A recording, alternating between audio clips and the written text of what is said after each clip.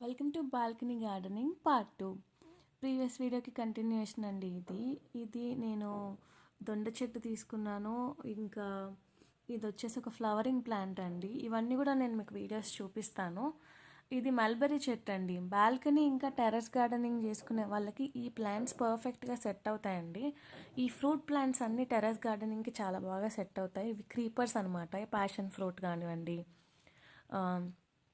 ఈ ద్రాక్ష కానివ్వండి, ఇవి క్రీపర్స్. మల్బరీ కూడా చాలా బాగా సెట్ అవుతుంది.